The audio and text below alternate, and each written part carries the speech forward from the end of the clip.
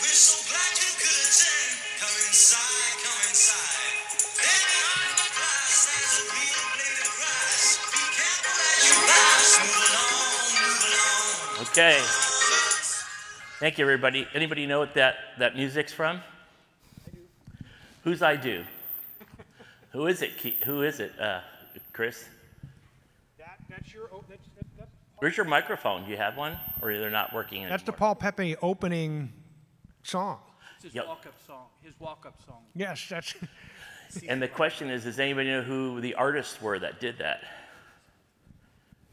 That's Greg Lake's voice from Emerson, Lake and Palmer back in the day, and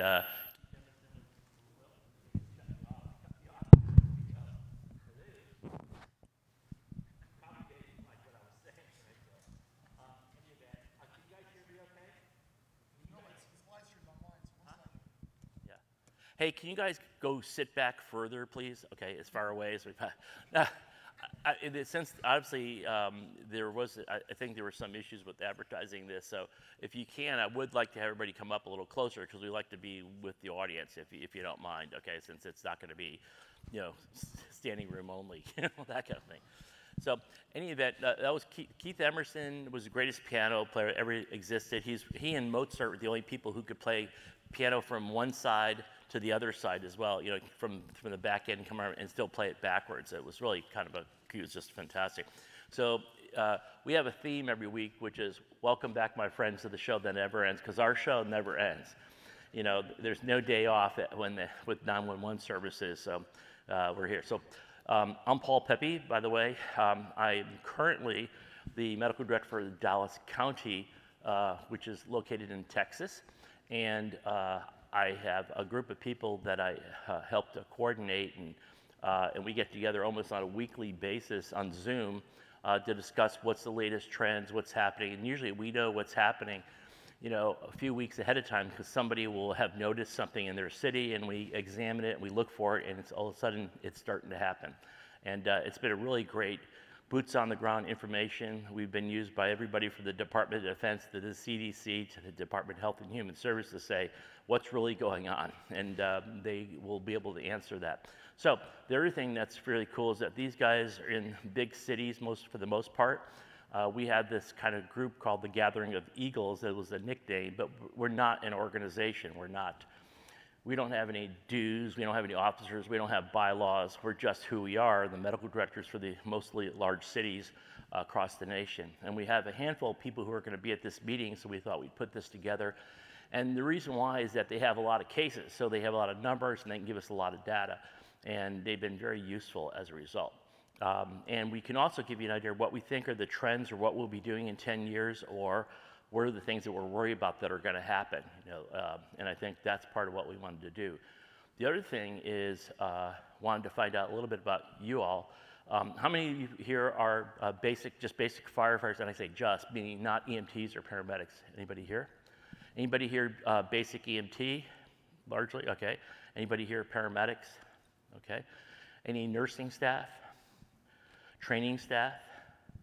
Okay, good. Let's see, what would be another, medical directors? Any medical directors here? Probably not. Okay, but we have a whole bunch of them on stage, so we're okay covering that angle. Anybody in dispatch offices or anything like that? All right, so we know a little bit. Now, what are the hot topics? We know the hot topics we want to talk to you about today. We have a couple good things that you'll need to learn about. And we want to know a little bit about what are the things that you want to hear from us about. What are issues and how you have problems? Besides the one where people usually say, how do we get our medical director more involved? And I'm going, that's always the tough one, right? So, but anyways, these are involved medical directors, so why don't we see what they're up to, and that sometimes can be helpful to you. So anybody have any topics that they want to cover that they want to ask us questions about? Okay, so this has been a great session. I really appreciate it. Thank you guys for coming. It's been really good. So anybody up there want to volunteer? What's the hottest topic? Droperidol? Chris? Huh? We can always talk about droperidol, ketamine, agitation, sedation. We could do that all day long, although I suspect there were probably some other sessions that focused on that. Yeah. No, I mean, there's lots of topics. You go down here, and lots of topics that I'm sure are nationwide issues. one I'll just bring up right now is how are we caring for ourselves? How are we caring for our medical personnel, our paramedics and EMTs, and are we doing a good enough job for that? And what different ways are we doing that? That's one topic, and I'm sure we can come up with 20 so others. we have several others that we'll get to, but let's go ahead and work on that one. So Chris wrote an article about 3 or 4 years ago, I think, with a few other folks here, and it was called Minding the Mind VMS. It was a 3-part thing that was in another journal, and but in that there were several levels in which problems occur. One of the things that was suggested that your partner is basically one of the most important folks, because if you have a regular partner, that's what people like, because it is someone they feel like they can share with, and you'll say, how do we let that guy die? And they go, look, we couldn't have done anything about it. So there's that level of thing. But what happened is in other places, they've had team efforts where it is said, if we have a bad one like this, we're going to talk about it afterwards. And it's sort of the rule that we now get it out. I think the issue of when we come upon a scene that we have to be strong for the people there, that's probably true, but we don't necessarily have to be totally strong after the fact, that we should all appreciate that sometimes some of this stuff is tough, and that was one of it. And then, so there are other issues that if you're in the group, are you treated well by others, okay? Is there an issue about, so for Meg Marino, for example, you looked at this too in terms of DEI and all that issue, right? But also in terms of how they interacted with the patients as well for the same reasons, right? So can you tell us about that? Yes, so we looked at how our teams... I forgot, I kind of screwed up. Chris Colwell is the medical director for San Francisco. I should have told you that. Meg is actually the administrative director, reports directly to the mayor and the medical director for New Orleans, and I'll introduce the rest of you later. But go ahead, Meg. I should have told you who they were. Thanks so much, Paul. So in New Orleans, we noticed that we have a very diverse patient population, and that our team members are much less diverse than the population that we serve.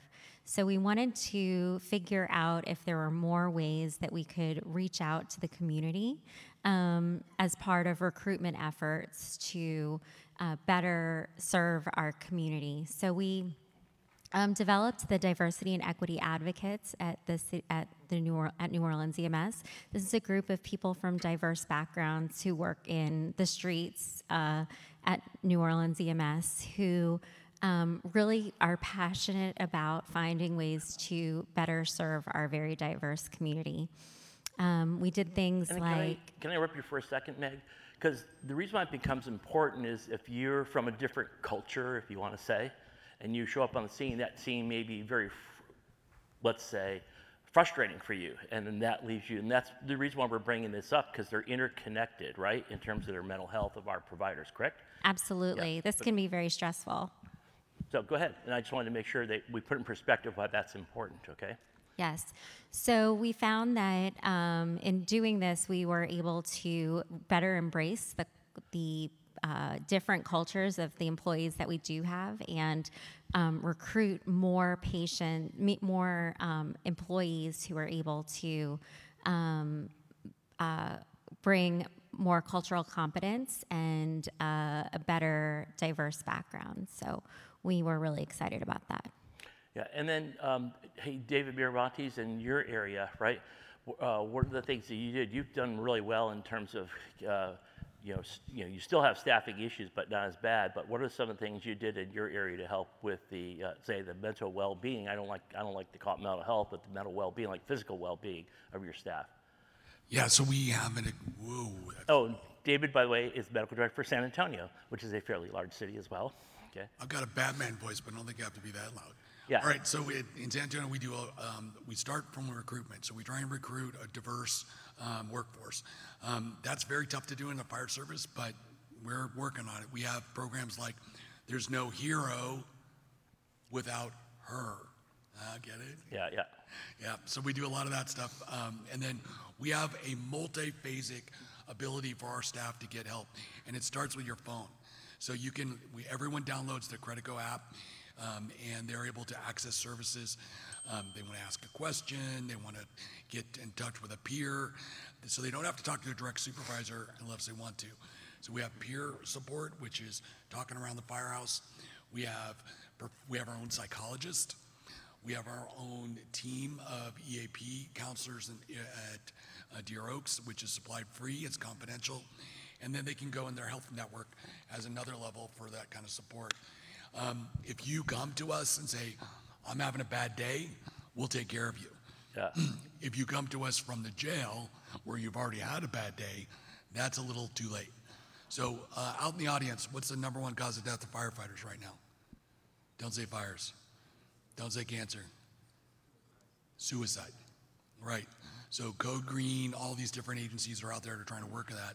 So we try and empower our company level officers. You know, Joe's not right today. Let's figure that out. Yeah. And sometimes they're actually in a really good mood after being in a bad mood for a while, and suddenly that's a signal as well. Can I jump back over to Chris Sure. real quick? Because you've set up a program in your fire department in San Francisco, correct? And elsewhere where you've worked, correct? For that very reason, correct? Well, I think me setting it up would be a large overstatement. But Okay. it was there is an important peer support program with the same idea in mind. And actually, we have one of the founding members here in April who truly is doing a lot of that heroic work. But it recognized that this is an incredible problem, and you've all seen it in your own agencies as well. And it's not only the #1 cause of death for firefighters, but it's a huge issue across our entire, I would say, emergency medicine specialty. And the irony is, and part of our program, it's still voluntary, and I think part of that is because recovery and/or response to traumatic events looks a little different to everybody, to each individual. And so making a mandatory program that's going to be one size fits all just isn't going to work. But we've been criticized for being voluntary in part because we miss a lot of people, and we're still losing way too many people, and we know who they are, right? I mean, we particularly, we being the people that are out on the streets and working with them every day, can see it. We can see the changes. We can see the evolution of going from an energetic, enthusiastic medical care provider to somebody who is right on the edge. And a lot of times there's a very predictable process there that we have to intervene on much earlier than we're doing. And so recognizing this and recognizing that often it's peers that are going to see that earlier and intervening earlier in a variety of different ways is what we're exploring. So anyways, so at the local level, the agency level, that's where a lot of this can be accomplished. Mostly really amongst the peers is what we found is where it's the most helpful. If we now, it sounds trite, but we have to say it's okay not to be okay, just to create that kind of culture. It doesn't mean that, again, you can't be strong and stoic when you're at the scene for the sake of the families, but after we get off of that, it's a different deal. Now, one of the things I liked what you said is that it's multifaceted. It's not one size fits all, and that's exactly what, we can't tell you what's good for your system or so one thing, for example, we looked at one of the biggest stressors and things that really eat at people is like a pediatric cardiac arrest, to go in there and not get them back, and you relate to it, and you have your own kid or whatever, or just the fact that it's a vulnerable population that got hit, whether it's the Pulse nightclub, or if it's, whoever it is, older people getting shot up at the airport in Fort Lauderdale because they couldn't run away. And so there's always vulnerable population, so that affects a lot of us, and we'll eat at it. So one of the things that Peter Antevy, who works out of South Florida, came up with, he's a pediatrician, and he got into a situation where he found out that that's exactly where people really had problems after the pediatric cardiac arrest.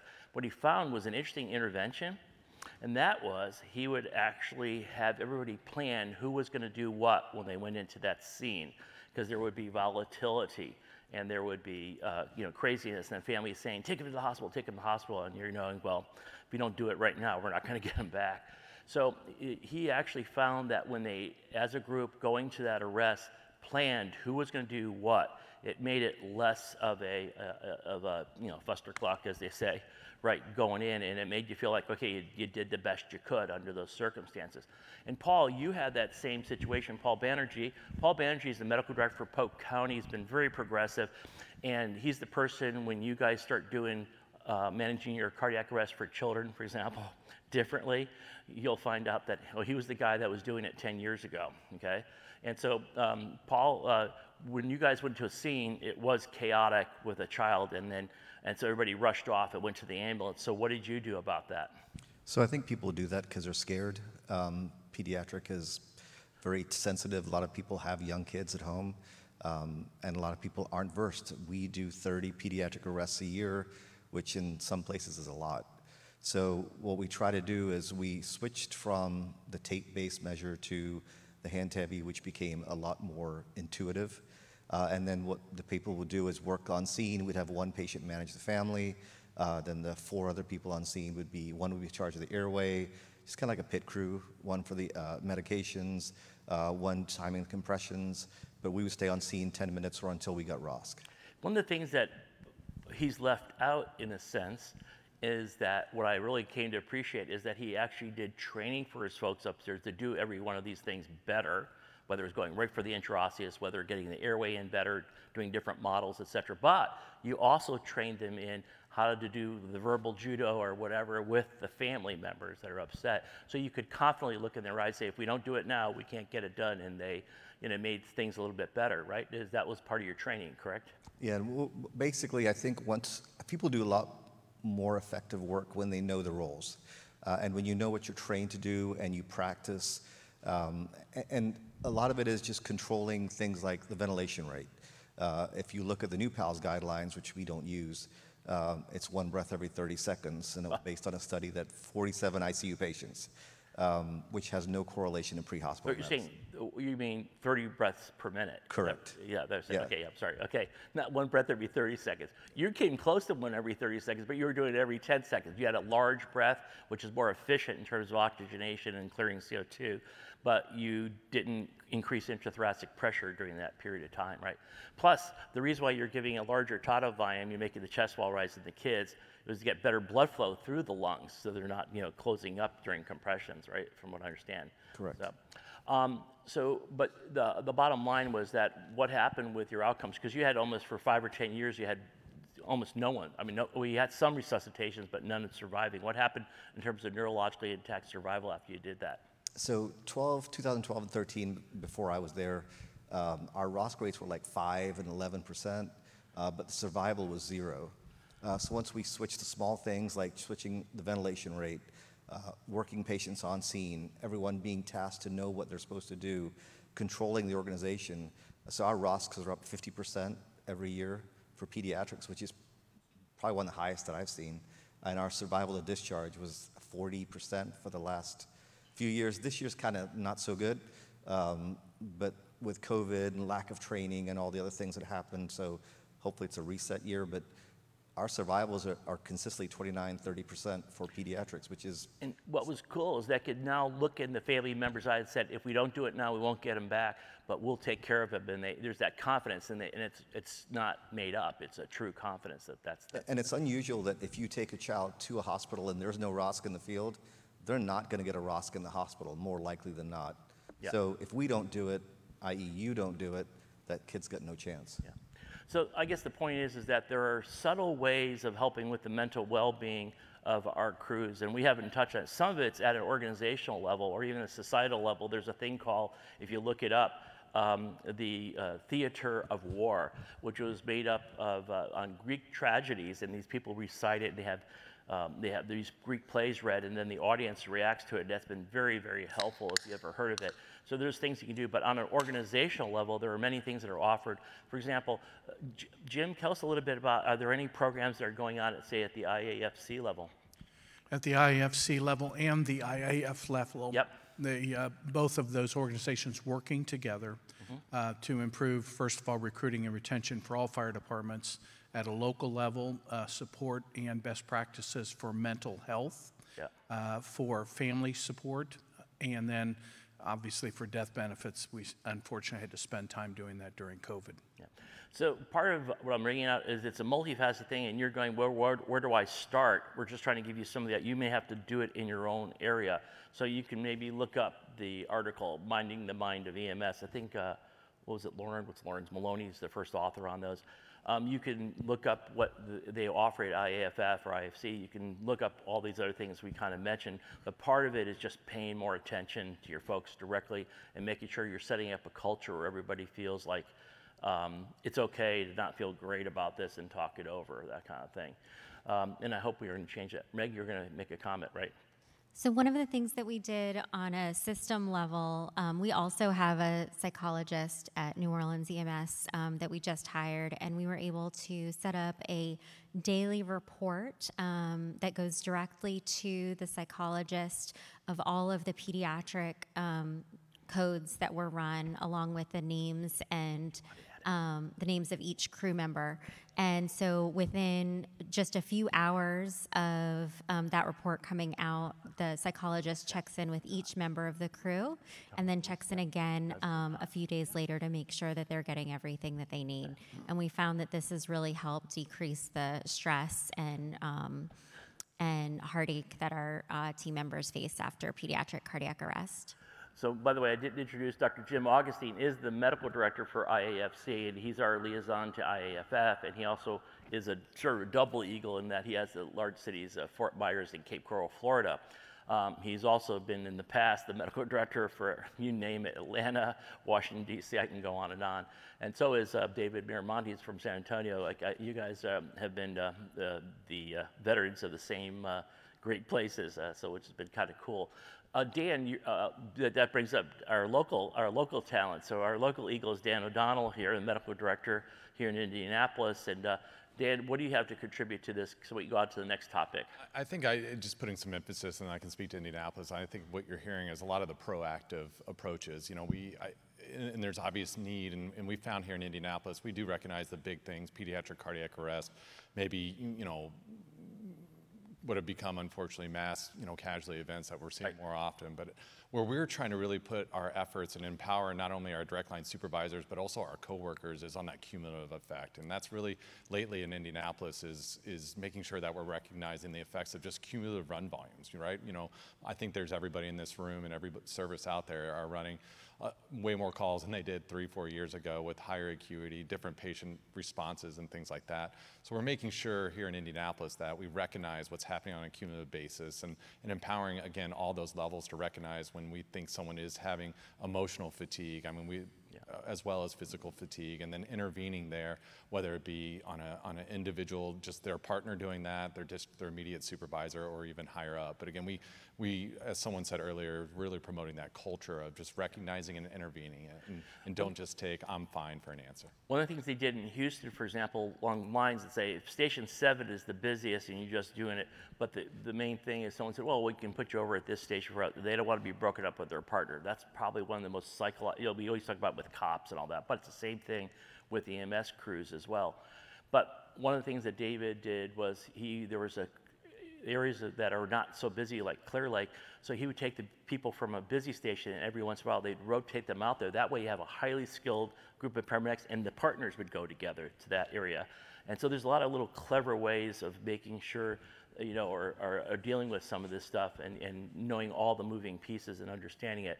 And but one of the other things is that when the staffing shortages got worse, then that meant people couldn't get vacations or holidays and things like that. And Jeff, what did you do? Let's talk to Jeff Goodloe. Jeff Goodloe is on the board of the American College of Emergency Physicians and also is our medical director. He's another double eagle, so to speak. He's got Tulsa and Oklahoma City. And now in your region, you have some other places. And what did you do in terms of addressing the staffing issue that did improve morale, right? Yeah, exactly. So I won't even ask the question because I know everybody's going to raise their hand, who's had some staffing challenges in the last few years. We certainly have as well. And so we have traditionally been a single-tier ambulance service, single paramedic, at least a single paramedic on every ambulance, EMT or above as a partner. And we've actually transitioned from a single tier to 3 tiers now.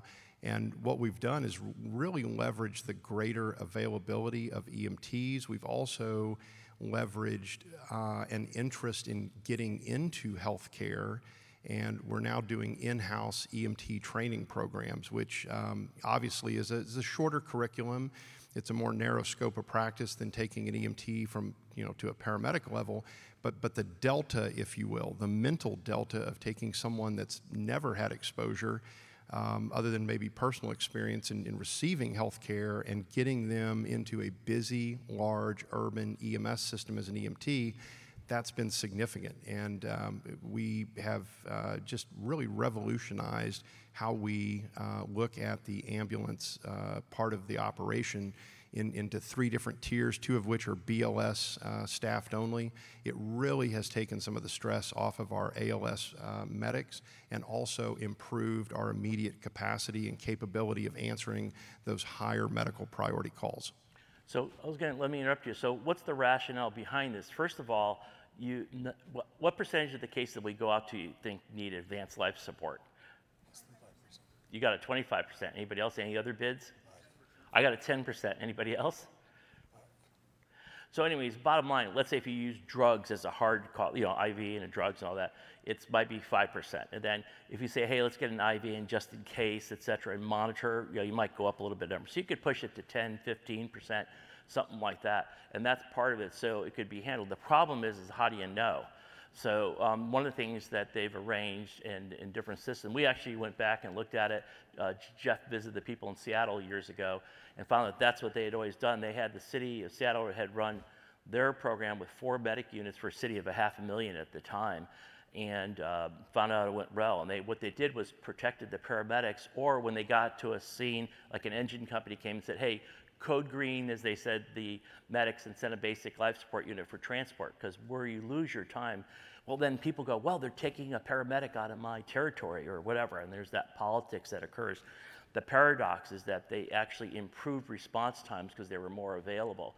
So they would triage things over the dispatch office, and then you found that your actually response times for the more critical calls were actually improved, right? Oh, that's right, absolutely. 16 months ago, we had significant challenges in meeting our identified goals in response to these potentially life-threatening calls. We have just absolutely revolutionized the efficiency of the system, and I think, you're here at FDIC, you go to other conferences, we're always talking about, how do we incorporate next century technology today. Sometimes, let's be careful we don't overlook incorporating last century technology, right? So I heard there was like a visionary down in Houston, like back in the 1980s. Was it 1880s, 1980s? Yeah. I get confused. During the Civil War, I think. Yeah. But somebody down there was doing some pretty fascinating stuff with tiering of ambulances back then, Paul. Yeah, and I guess what he's referring to is that we actually had 36 advanced life support units, and the morale was terrible because people would be split from their partners, they'd have to go fill it in, they couldn't get a holiday. So it was actually, we sat down with the group and say, how do we handle this? And we came up, we went from 36 paramedic units down to 12, and ironically, or not, I shouldn't say ironic, paradoxically, we improved response times to major emergencies because they were available. Because even if we got caught, for 50% of the time, you protected them from going into things, and we never missed anybody who needed a medic. And then we would maybe respond, and then you find out you didn't need to, and you'd have other people transport. So it turns out that, the majority of your calls are still going to be basic transports, but it improved things dramatically. And today, David Purses there has really refined it, where almost every unit is a basic life support unit, and the medics will come down in fly cars and jump on board if it is an advanced life support issue that they face. And the skills are good, their morale is good, but you got to also say, caveat emptor, buyer beware, that it's still going to be the largest percentage of your calls are still going to be paramedics, but you're a lot more efficient for your system, and the patients get better care because of what happens to skills. Oh, yeah, absolutely. So now we have not only increased the ability for EMTs to really leverage their whole scope of practice, we're giving them a pathway to really let them have a better patient care experience, and then in the process identify whether they are interested in becoming a paramedic down the road. And so we really are building a pipeline, not just for the immediate EMT care, but our own in-house paramedic programs, which has really blossomed. But it also allows for the medics to focus more in their skill set. A higher percentage of the calls they're running now are more ALS focused. it really is a win-win for everyone. And the one caveat that I think that we have studied very carefully, and this was part of going around and talking to multi-tiered systems before we flipped the switch in ours. The one thing that we do not allow is for an ALS crew to move that call to a BLS level and requisition a BLS ambulance to take the patient, do the transport, finish the call, whatever the case may be. Once ALS has contacted that patient, if transport is indicated and involved, it's going to be their patient, because what I kept hearing from many other peers, to a very tired, understandably burnt out paramedic, too many ALS things look BLS. Yeah. And so we have that unidirectional flow. BLS can flag for an ALS assist at any point in time, no harm, no foul. That's just part of the culture that we've done.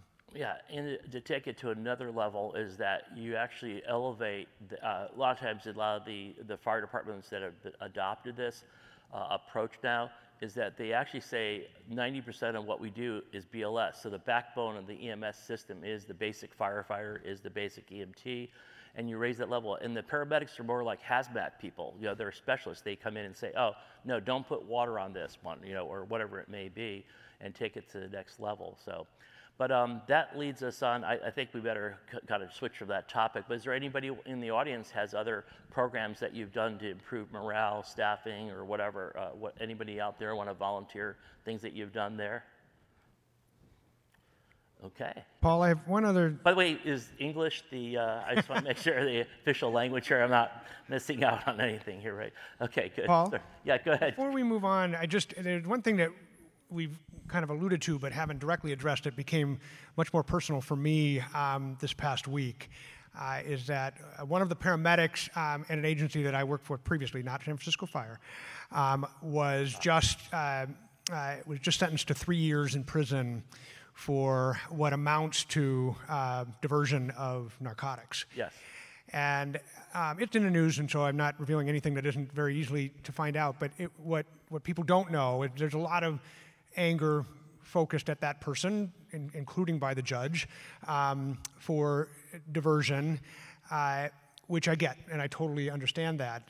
But if you look into this a little more deeply and you understand a little more than just the fact that this was a person in a position to do this from diversion, this was something that could have been intervened on a lot earlier by people who worked with him, and it was an addiction, and it was an addiction that in many ways was related to his work and his experience. Yep. And so, as much as the suicide and depression and so many other issues are tragedies, here's another tragedy of what we do. And I know it's not so simplistic as to say what we do means that we're going to be addicted to opioids, but it's also, I think, truly wrong to not recognize that he went through a process over many years that, had we intervened earlier, I think we could have not only prevented some potential patient care issues, but absolutely a life that now is going to be in prison for 3 years plus. So one thing I wanted to bring up is that you remind me is that some of the places that have established good programs, they just on a weekly basis say, hey, let's talk or get together in a bar or Zoom together or something during COVID, and just talk to each other so you don't lose, because during COVID, a lot of people got kind of feeling isolated and all that. And what did we do about that? Well, Meg, you can tell us a little bit. What did we do at the, for example, at the Eagles level? Because medical directors feel isolated and cut off and stressed sometimes too, right?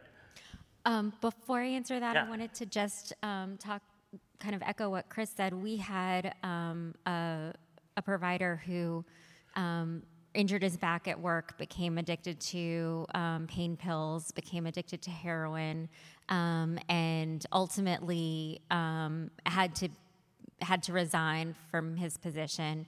But looking back over it, there were many opportunities where we could have intervened and we didn't.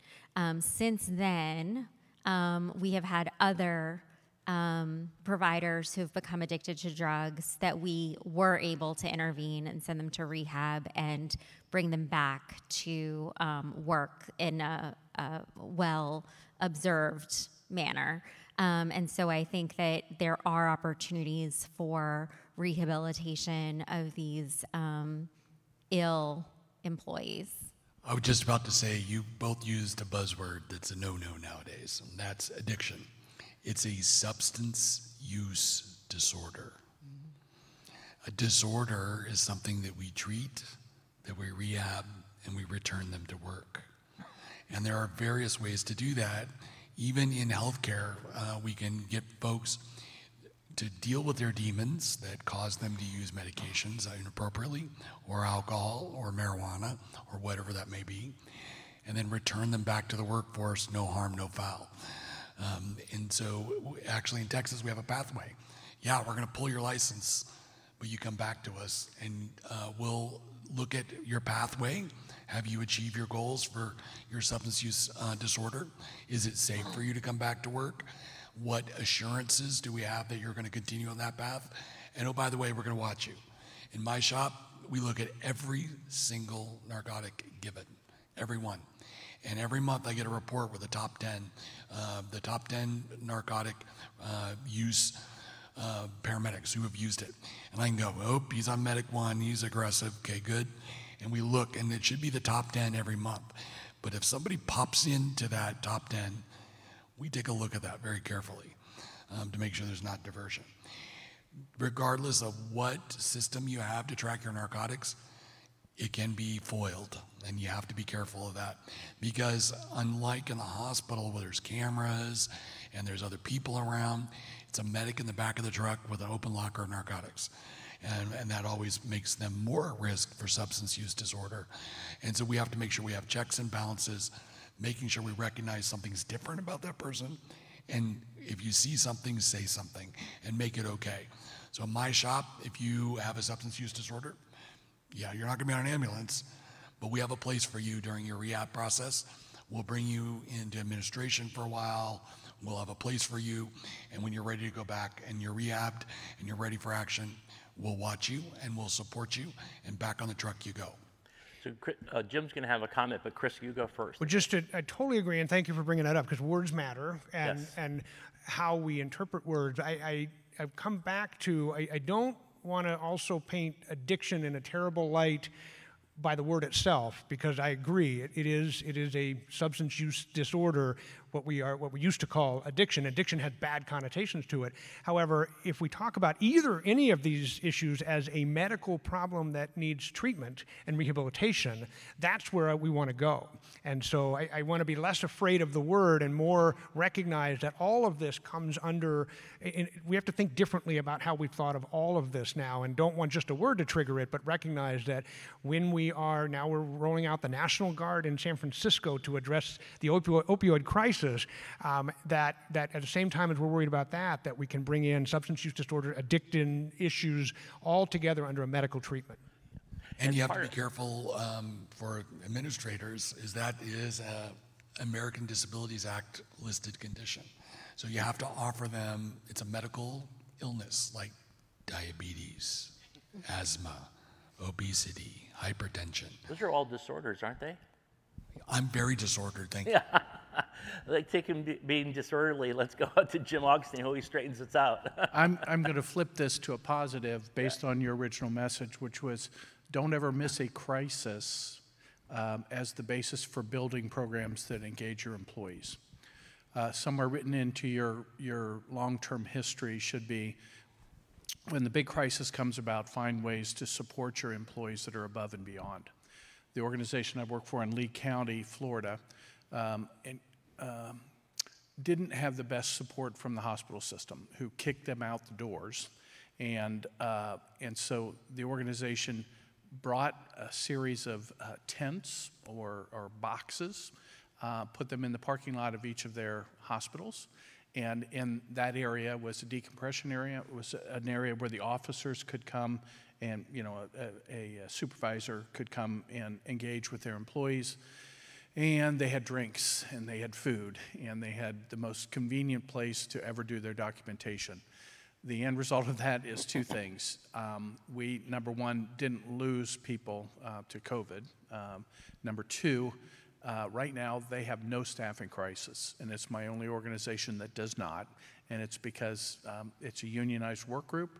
They recognized how far the organization was going to support the employees, and people didn't leave with near the attrition rates that all of the other organizations around have had. So there's plenty of benefit to come from taking great care of your employees when the odds are stacked most against them. Jim, how do we take care? Oh, do you want to go ahead, Dan, and say something? Yeah. Well, I kind of want to add on that, and something you said, and maybe this is an Indianapolis thing, but I dare say it's not, is I think here, at least in Indianapolis, I think we're still struggling to come out of COVID. And I say that in the sense is how many in this room, don't need to show hands, are still doing continuous learning remotely because it suddenly became convenient. Right. And we're doing, staff meetings potentially remotely. I think one of the things as we reached out to our providers and as we were jumping deep into the staffing crisis of 2021 was, there was this lack of engagement and they want to see us again. And so really I've worked on challenging our service, and I think most of us should, and those leaders in the room should do that as well, is come back. I mean, again, yes, certainly there are conveniences of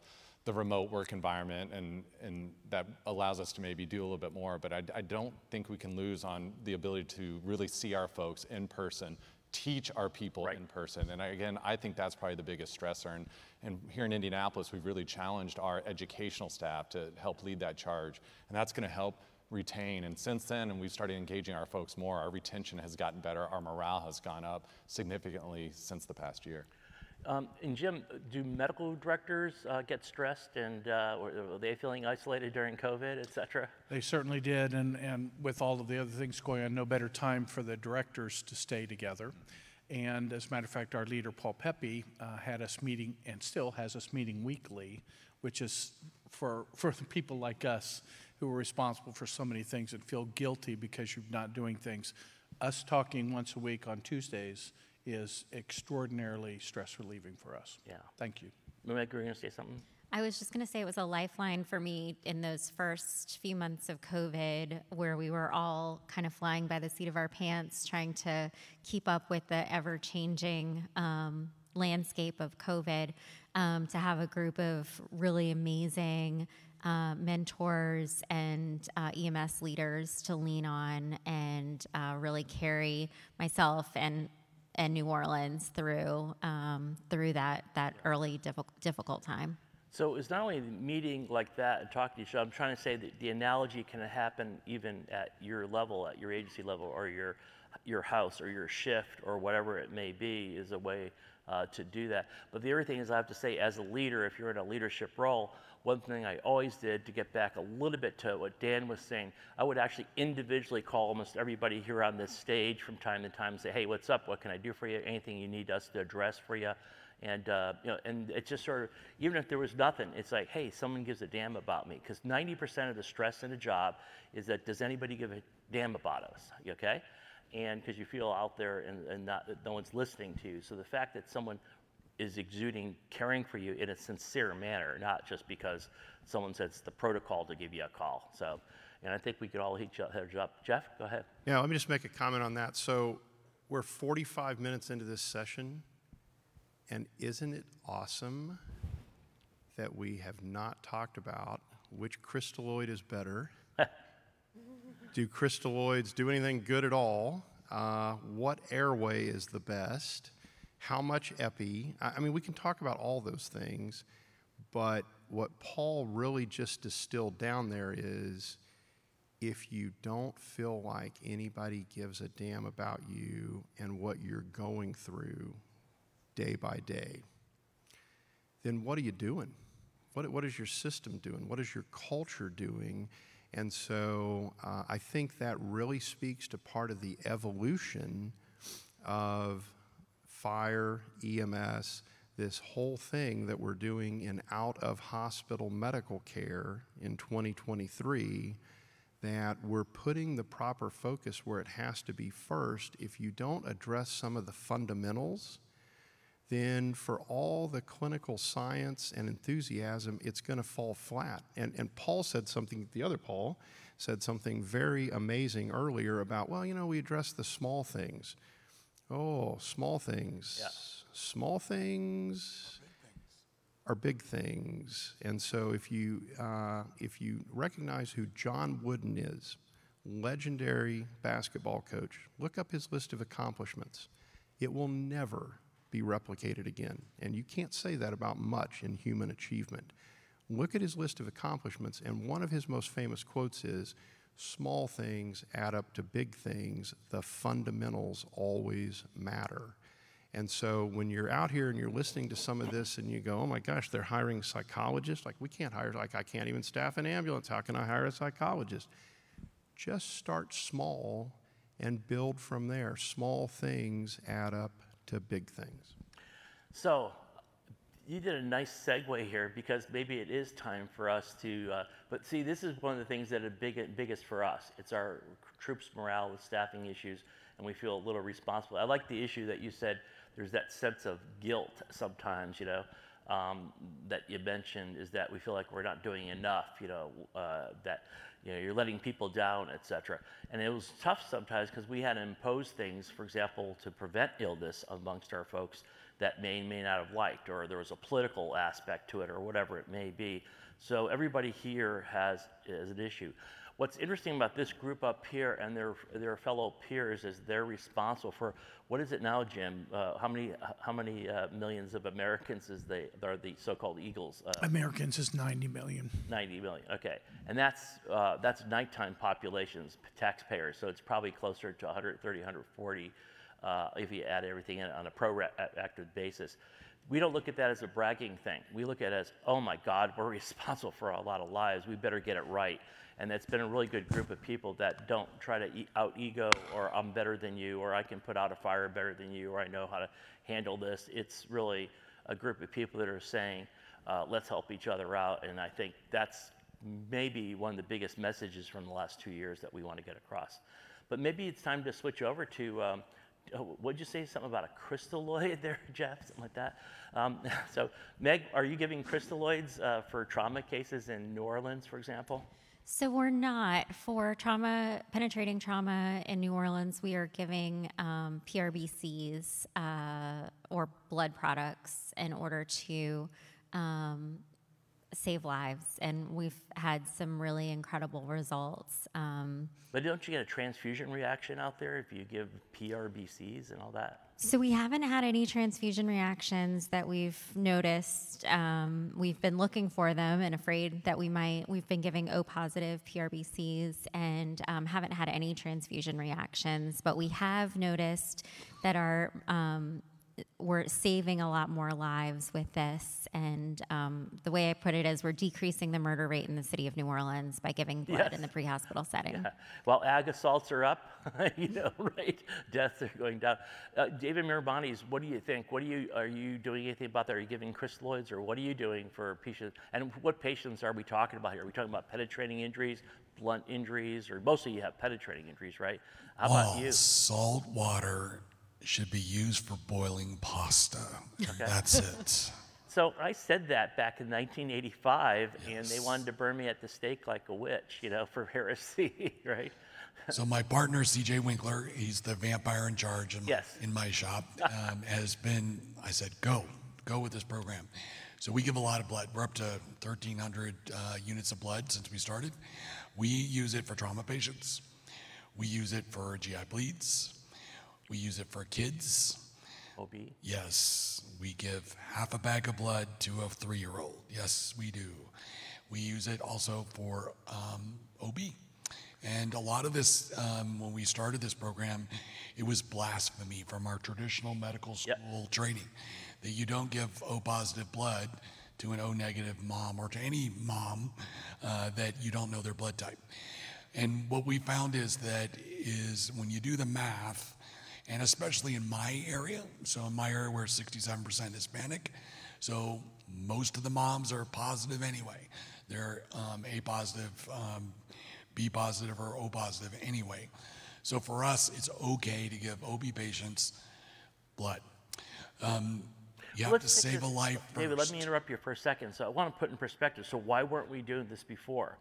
Well, there are several reasons, but one is that people were worried about transfusion reactions and so on.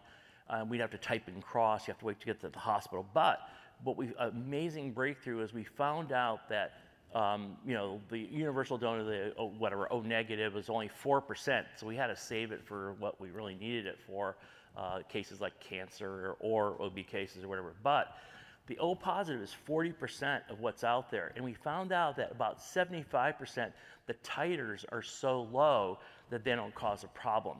So you're talking about 30% of the population. And David, you guys were able to identify a group of people. How'd you do that? We have it was the brothers in arms because we were only doing men with low titer O positive whole blood. And now it's the heroes in arms because we're now taking women. So women who've never been pregnant that have documented low titers of the anti-RH factor, we're actually using their blood now too. So it's heroes in arms. Like you can't have heroes without the HER. Is that right? Is that what you're saying? I'm sorry, I didn't hear you. Huh? We're using both. No, I'm saying you said the heroes in arms, and I said you can't have a hero without. Oh, you can't have a hero without her. That's right. So before we had the brothers in arms, and now the heroes in arms, and their ability to donate blood is off the chart across the United States. They show up every 6 weeks. The chair show up rate is like 90-something%. That is unheard of in the blood banking world. And when we get low, for example, on a holiday weekend, their phones go off. They get paged. Hey, we need your blood. If you haven't been here in 6 weeks, come in. And Zoom, they come in. Most of them are military, law enforcement, fire service, but we also have a lot of retirees that answer the call for blood. And that is really key to keeping that volume up. In fact, we have more blood that's O positive, low titer, that we actually sell blood to other places in the United States.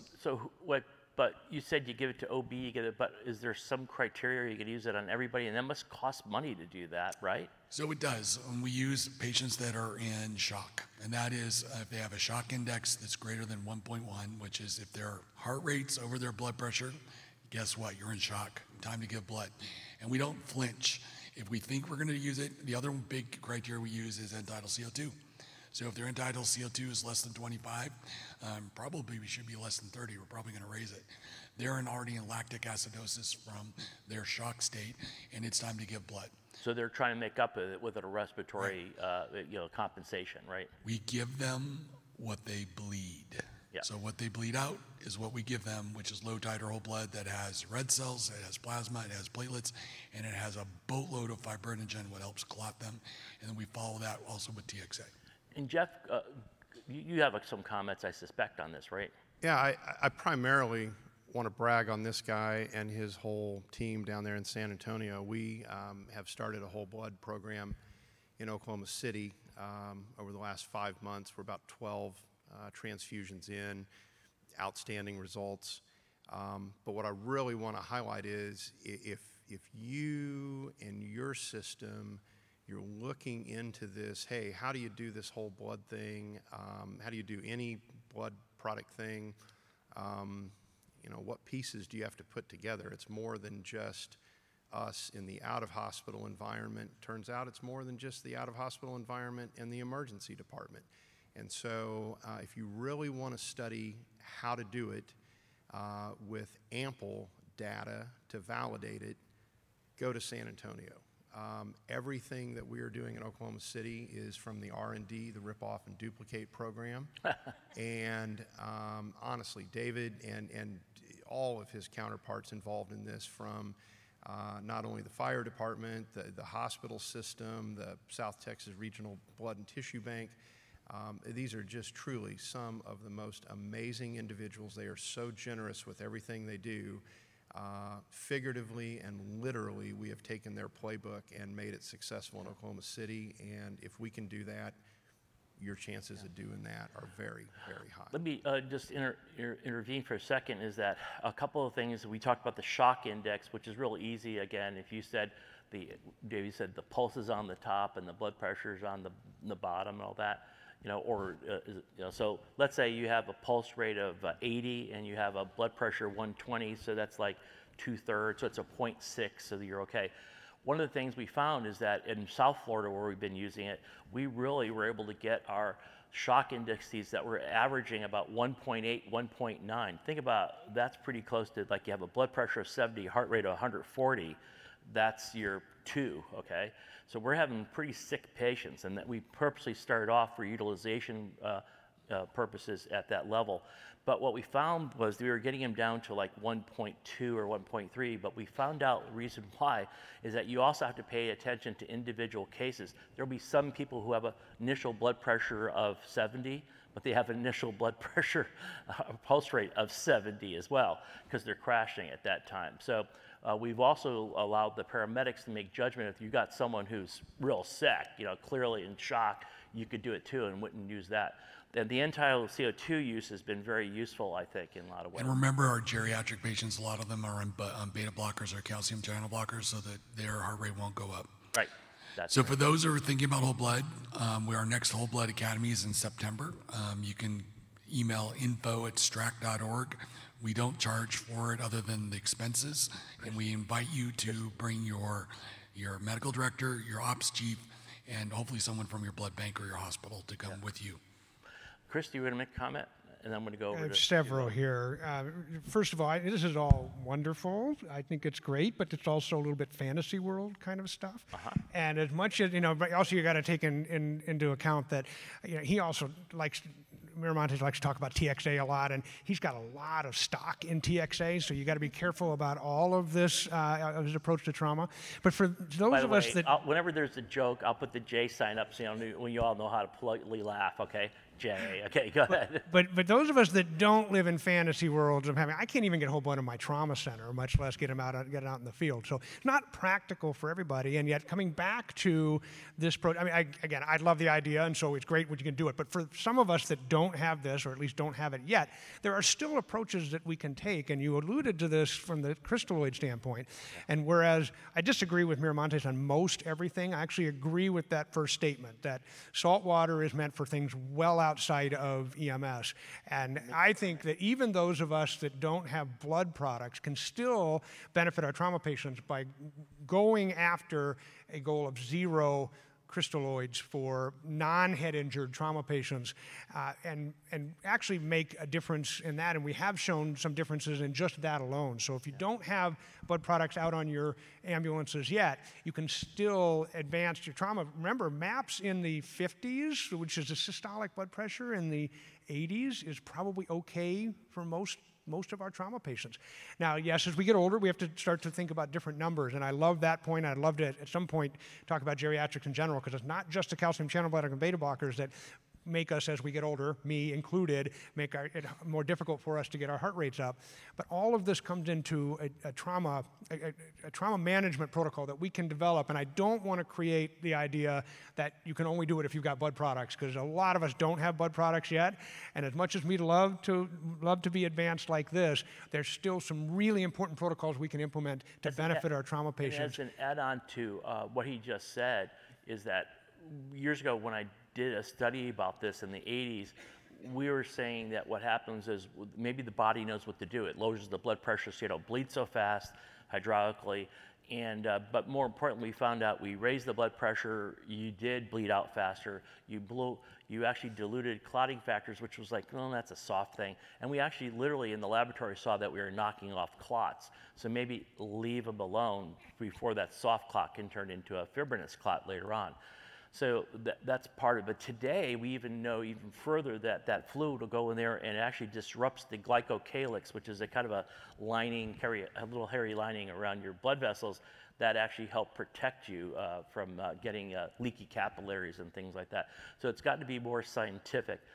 Jeff, you were going to make some comment, I think? Oh, I just wanted to add one thing. I really appreciate what you guys are doing, David, about being as aggressive as you are. In OB situations or for trauma patients, childbearing age. We are not doing that in Oklahoma City. And now, are you doing what's right in San Antonio? Heck yes, you are.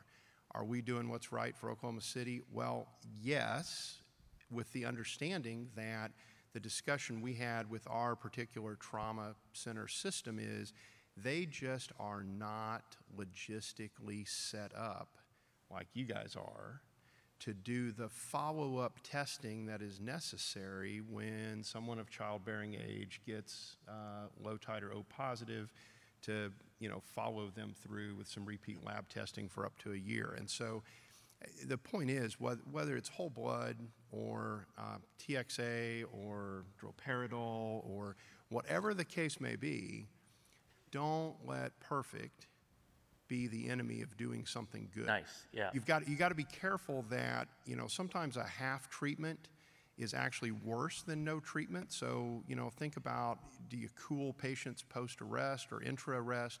We know for certain, and there's a lot of debate whether cooling does something great or not in the end, but we do know that if you try to cool folks in the field and you take them somewhere where that is immediately stopped, that is not going to do anything good for that patient. Actually, that's going to harm them. So you've got to be careful that doing kind of that halfway, you got to look at the science. Is it really helping or hurting? But if you're able to do something good with the science behind it, do the good. Don't wait for perfect to come along. So Jeff said a very important thing is the idea of a system of care. Yeah. So we meet monthly, the whole blood committee. If a patient gets more than 4 units of blood, there's an automatic consult for the pathologist to review that patient's chart in the trauma center. And then we're looking proactively at those patients as we go through their recovery to make sure that they got the right treatment. And if they didn't, we're going to feed back all the way back to the medic in the beginning. And the other thing that the good gentleman from Oklahoma said is the basics. So blood is way down the list. Right. Okay?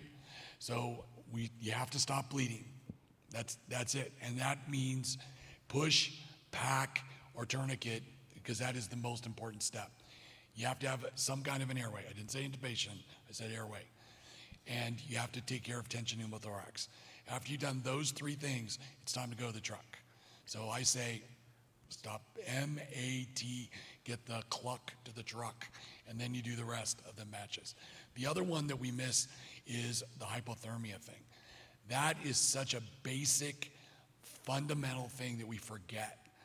And even in Texas, where it's, you know, hot, we have to teach our guys to turn off the air conditioner in the truck. You have to put blankets on them, on their lower extremities, their middle, and wrap their head. Because a cold patient is a dead patient. If they get cold, they're not going to clot, and the surgeons are going to lose their minds. Yeah. Dan, you were going to make a comment. Again, a comment onto everything. I think the takeaway, at least as what everybody's saying, is it's an exciting time from the trauma care standpoint. You know, obviously, a few years ago we started ramping up with the concept, and we all embraced tourniquets and stopping the bleed. Like I say in many talks, we've stopped the bleed is done. Now what? And I think it's important for all of our systems to look at that. And as everybody has mentioned, it's important that you engage. You got to engage your trauma services. And here in Indianapolis, I think engagement is synonymous with leverage, and that's just fine. I mean, I think we all come from systems where our trauma, you know, they like to provide snacks and things like that to get more trauma to the thing, but engage them in helping progress your EMS system forward. Because as Jeff said, is if they're not doing, if you may be doing TXA, you may want to do blood, but if they're not continuing that, it does no good. So again, I would really engage them to help push your system forward. So let me interrupt things for a second here. So we're kind of in an hour into this. Has this session been okay? Do you want us to change how we're doing this? Or do you have any questions for us or along these lines? Yes, go ahead. Please let me come up and put my microphone in your face, okay? Okay. What's your name and where are you from? Rita Chambers from Akron, Ohio, and I was just texting my medical director about the blood products on the med units. And currently it's not in the scope of practice for the state of Ohio, so that's why we're not doing it. But her bigger concern is the cost and who's going to foot the bill, because it is on the list to add it. We'll go to Megan. I also wanted to go to Jim since you have some systems in Ohio as well. But let's start with Meg. So it costs about $1,100 in New Orleans per patient to give 2 units of PRBCs. That number is a little bit inflated because we use the LifeFlow device, which is expensive. I think worth it. I don't have any stock in LifeFlow, but it costs about $270. We found that there's so much benefit to the city of New Orleans that we've actually been able to have the city just add that to our budget because it's had such a profound effect on our murder rate. Yeah, we can't bill for blood yet. We have a bunch of folks that are working the magic on that on the legislative side. But ours also comes out of operations. Our city council said yes. In fact, they doubled our budget for blood. Yeah, okay, go ahead, Jeff, then Jim. Yeah, so we're carrying it on 3 supervisor vehicles in Oklahoma City. When we look at the infusion pumps, the warmers, all of that, 5,000 to 6,000 a vehicle. The individual units of blood, $430, and both Oklahoma City Fire Department and IMSA, our ambulance transport organization, they have readily and happily agreed to pay for any blood that they transfuse, but under $500 a unit. In several places, before I go to Jim, Augustine, who's actually based to some degree in Ohio, one of the things we've actually found in some cities, the hospitals are basically exchanging out the blood to the groups that bring it in. And at first there was a consideration, is this a Stark law violation, which is a kickback law, you're bringing someone there and they're giving you blood back.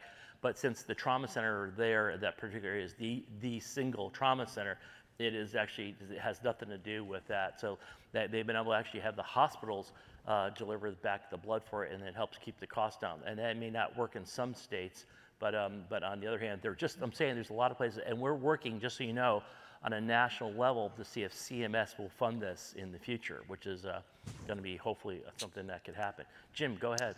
Hi, Rita. We have to work with our state medical director to improve the scope of practice issue. That's clear. Number 2, we are blessed with regional capabilities around Ohio that our regional EMS councils, trauma systems, which are particularly competitive, and working as many systems do with their flight programs that are overhead.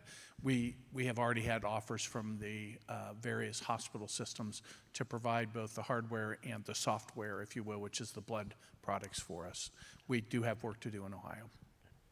And getting back to the thing, are we doing okay here in terms of meeting your expectations for the session? Are we covering good stuff? Or please let us know if we should change the format or do something different. We're here to serve you is what I'm getting at, okay? So interesting, you said something about hypothermia or something like that, Jeff. Was that you that brought that up? But you're doing something else to protect the brain, aren't you? Yeah, absolutely. We're really excited about head-up CPR or neuroprotective CPR. A lot of credit to Keith Lurie, some fantastic investigators, including Paul, who have helped us all better understand the perfusion dynamics that are occurring when we are working someone in cardiac arrest in the traditional supine position. I mean, we've all been taught that from some of our earliest days of EMS, medical school, whatever level of medical care. The reality is that, small things can make a big difference, but almost nothing is as simple as we like to think it is. And so even just the positioning of the patient themselves can have very, very profound dynamics. Paul, you want to talk a little bit about? Yeah, let me just jump into the physiology of that. Good lead-in. Is that so you understand the approaches he's about to mention or talk about are not saying we're not doing CPR anymore. We're still doing conventional CPR, but we're doing some adjuncts that actually amplify its effect. And here's how it works. If you're pressing on the chest, it's like a turkey baster thing. You're squeezing blood up to the arterial side. The other thing, though, you got to keep in mind is we have a vein side, and the vein side has kind of a backwash as well. So now they're meeting up in the brain, and they're colliding together. So you're getting boom, boom. Now the arterial side clearly wins out because we save lives. What we're doing with CPR, especially if you do it early on, bystanders, I mean, it saves lives, okay? But it's only about, because this is inefficient, because they're banging into each other, you're only getting about 20% of normal blood flow through your brain, okay? So what happened was how do you mitigate that? Well, there's been a couple things that we've actually proven that work. One is the application of, what do they call the ITD? What's the brand name? Rescue Pod or something like that? Rescue. Yeah, I don't know anything about the companies and all that. But you put this in now, the way the ITD works, it's kind of like as you're doing this squeeze down here, then you release the recoil. It helps pull some blood in. It's like a vacuum, right? You've got a turkey baster thing and you're going, now blood and air come in, but the air comes in so fast that it neutralizes the pressure. What this thing does, it goes on the airway and it stops the air from flowing in for a second or so. It's a pop-off valve. And so you get that, and you squeeze down, and it goes, it's kind of like sucking through a straw. You're sucking stuff into your thorax, and you bring more, so it tugs a little bit more blood in. So you bring it out of the brain and into the chest. Then the other thing they added to that was this thing that looks like a toilet plunger, right? And the Lucas device is kind of based on that as well. And you compress, and then you decompress. The combination of those two things were proven in a really heavy-duty, nice scientific experiment done about 10 years ago that improved the neurological outcomes a year later of 50%, really dramatic improvements that we saw. So the proof of concept was there. But then, fortuitously, someone brought up the idea about if we're going down a stairway, should we put the head down to get more blood flow that way or put it up? But based on what I just told you, we're finding out you actually harm somebody by putting their head down. And so we found that raising the head was important. However, raising the head is actually not good if you just do it right away because you can't get blood uphill. What we found though is by using those other two things, first, the prime the pump for a couple minutes, you actually get enough of a flow now, it's about 40 to 50% of normal, that you can get it uphill and you gradually elevate the head over another 2 minutes, and they have now devices to do that, correct? I forgot, what's it called? That's right, brand name is Eligard. Yeah, okay. So in any event, so the point is the combination of these three adjuncts have now, in the laboratory, we're normalizing blood flows to the brain. I mean, normalizing it, which is amazing in the lab, okay? But there's some indication clinically, because we look at end-tidal CO2s, and you're getting end-tidal CO2s in the 50s, 40s and 50s, so you're actually, you probably are normalizing flow there, if you do it right. So the big issue is if you do it right, and all those things have to be there, right? That's right. All the small things still apply. At timing, like almost everything else, matters too. And so one of the real challenges is this is not a device that we can deploy 15, 20 minutes into a resuscitation with any reasonable expectation that we're going to make a difference at that point. We really want to get the patients on this device within about 5 minutes of receiving the call. So think about that in terms of, what is the response time in your community. One of the things that became immediately obvious to us is this is most likely not a device that we are going to stock on ambulances. This is all about first-in response. And so this is very much, in my mind, a fire service focused device, and we are using that in one of the suburbs of Oklahoma City with really dramatic results over about the last 16 months or so. When we were first doing the studies, I was getting the data back from various cities, and someone said, the faster we put it on, the better off. And I'm going, yeah, duh, right, like an AED, and and then but we looked into it. Why? Why were those different cities, lower? Well, they were using supervisor cars to bring them down to wherever in the county. And then the ones that were using it for their first-in responders, and even better, the ones who had the best results, they had these backpacks so they could carry it to the scene faster, and they could only 2 people were needed.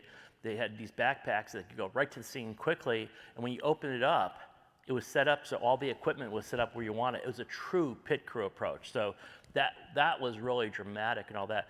And David, what do you think? Do you agree that this is a first-in responder thing? Yep, this is definitely, and that's why I'm having a hard time funding it, because I have 151 first-in apparatus that I've got to put it on rather than my 43 ambulances. Yeah. It is a BLS thing. So Paul, you said something, and I want to make sure we reiterate it. It's not about the compressions anymore. It's about the suck. It's that recoil. It's sucking the blood literally from the brain back into the core. It's all about the suck, not about the compression. So you're saying embrace the suck? Embrace I think I've heard that before. the suck. Okay. That's medical advice from a doctor. So Paul, are you embracing the suck in your neighborhood? Yeah, we got like 50 of them, and we're going to start implementing that in September. We get a limited ITDs, those, and it's like 16-inch specifically, ones that they request.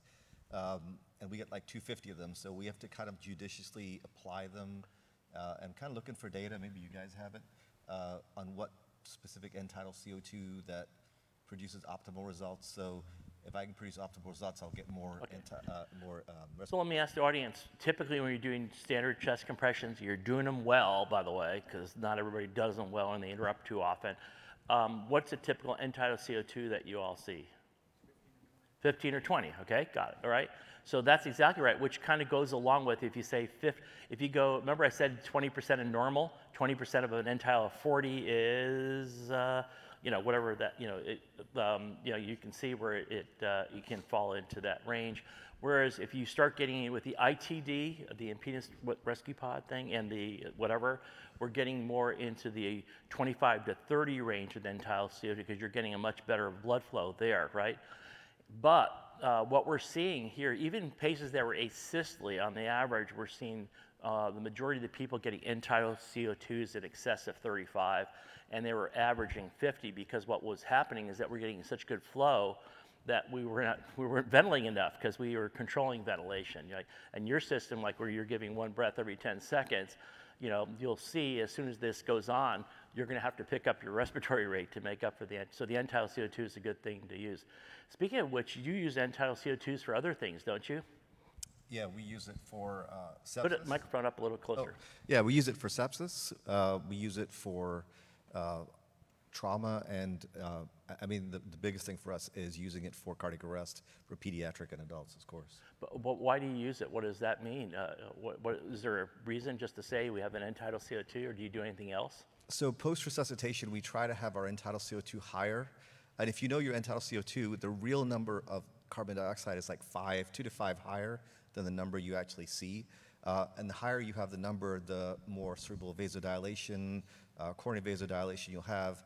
Also maintaining blood pressure as well, so you get less anoxic brain injury because you're perfusing the brain better and you're getting more leeway for the medics to have a mistake if that happens, but it gives you better outcomes. But I apologize, I should have been more directed in terms of you said about you're using it for sepsis. Why does that even matter? And you're in the field, right? So yeah, so we've actually started giving antibiotics in the field for sepsis patients, and a lot of it's based on, you know, the QSOFA, the SURGE criteria in general. And if your end-tidal CO2 is less than 32, and if you're basically going into septic shock, like your MAP's less than 70, end-tidal is less than 32, then our paramedics are giving antibiotics in the field. And the mortality is dropped. National mortality for sepsis is 33%. Prior to this, we were at 16%. Now we're at 8%. And this has been going on since January. So the crews are doing. So you're saying that extra 10, 15 minutes out in the field make a difference. And the reason why all of us know that once you get in the hospital, there's all this other stuff going on and it delays that care. We can get it done now, right? So which is that. So this goes against the non-crystalloids and infusions. So, and also we have something we're going to do with traumatic brain injury with children too. Yeah. So we're going to get 3% normal saline and Keppra, 5 milligrams per kilogram of saline, 60 milligrams per kilogram of Keppra for TBI patients with pediatrics under 15. David, are you giving antibiotics for anything else? We're giving antibiotics for sepsis, just like Paul is, and we're giving it for open fractures.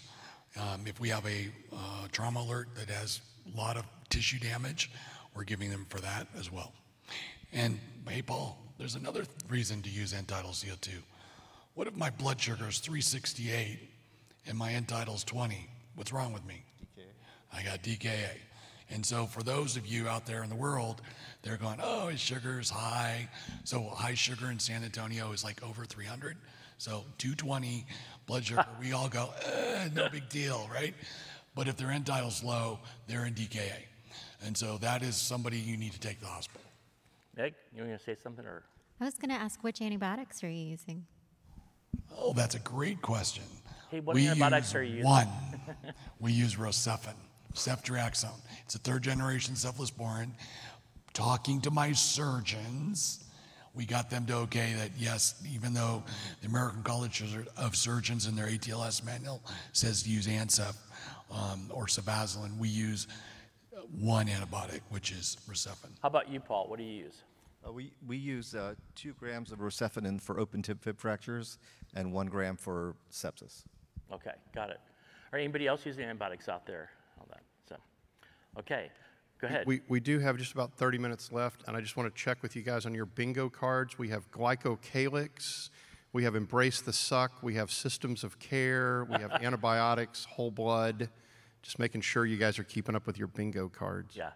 Anything else, though, that you'd like to talk about or bring up or want to know what the latest thing is in a certain area? It's a refusal of transport. That never happens, okay? So now, are you saying that we're refusing the transport or they are refusing the transport? All right. Yes, go ahead. Oh, there was another question? Yes. Okay, got it. So we want to talk about AP plaid placement. That's a good one. Who wants to handle that one? Anybody want to do? About the AP plaid placement, you know. Do it. Yeah, right. Anybody else want to comment on it? Or yeah. So Zoll actually changed their pad. They have the pads that are available in the hospitals now actually have, it's anterior, posterior only, and it actually has the 3 lead built into it. So we do something weird. It's San Antonio. Of course, we're doing weird stuff. So we'll start out with the traditional either anterior, posterior, or the upper right, lower left, and then we add a second set of pads, and we do sequential defibrillation. So you can either change the vector. Our gentleman from Canada showed us that you can change the vector or do double sequential, and you may get better outcomes. So we talked about this on our call a couple weeks ago, and one of the things we've been doing for quite a while in South Florida is to go ahead and put an AP approach right away before we even put them into the Eligard device or the what's the thing called, the Lucas, you know. So before we put them into those things, because now you got them laying down, you know, as we get to them, we immediately put those pads on in that direction because we think it gets better through the heart that way. Or if you're set up now to do a so-called double sequential, and then we can put one pad over here, and we go deep left lateral, by the way, okay? And the other pad posterior is usually right about underneath the scapula here, okay? And we will put this one right over here because it's right over the heart going to the back. And that may be the most efficient way to do it. And if you are going to do the double sequential, you still have the same person trying to press down like that, boom, boom, and you hit it in. Someone said yesterday at our call is that they do prefer to go, if they're going to do the double sequential for the persistently recurring VFib, is to go the lateral one, then the AP one after that. But most of us think that's just for the generic going at it nowadays. It used to be just convenient to go here. I go on the wrong side here for you guys, here, and but now we're basically going here like that up front, so we don't have to put the pad on later on. Okay, so anybody else want to comment? It's not the EMS cowboys that came up with this double sequential stuff either. It's a cardiologist. They've been doing this in the lab for decades, where they actually put the patient in VFib so they can find the spot where it started, and then they have a hard time getting them out of VFib, right, when they're on the table. And as their sphincters all get really tight, they figured out if they zap them with the double sequential process that they have better success with that. They actually, in the 80s, were putting on 80 leads and found out, because what happens, everybody thinks that VFib is this, like, you know, just thing is just out there in random, but actually sometimes it has waves going around, and so you may clear it on one shock and then it comes back again, or you may not clear it on one shock because you didn't hit the right vector. And so it's part of it, it's very complicated, all that, but now we're doing a much better job of dealing with it. Is there energy issues involved with that, Jeff, as far as you know? Yeah, so, you know, Oklahoma is a state sponsored by morbid obesity, whole milk, and extra fatted butter. And so, you know the population, right? We actually go to double sequential external defibrillation on our second shock for anybody at an estimated 100 kilos or above, and we're growing morulas in Oklahoma at 70 kilos, right? Yeah. And so we use a lot of this. We have not damaged a single defibrillator. And Dan, I know we were talking earlier about a recent study from Sheldon Cheskis and his team up in Toronto. What was the name of that study? Because I think it's very important you guys know about it. Yeah, the dose VF study.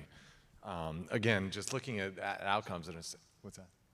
Oh, sorry, is essentially, you know, saying do something. And again, as they looked at double sequential versus alternate vector versus just quote unquote standard, is showing, you know, that the first two, if you're doing some additional shock, is going to have an improvement over your standards. So again, I think we'll debate. You can ask us next year which one we're going to do, but I think just saying just our standard defibrillation is not the key. And as Jeff said, is we're trying to move to Indianapolis as well, as earlier is better.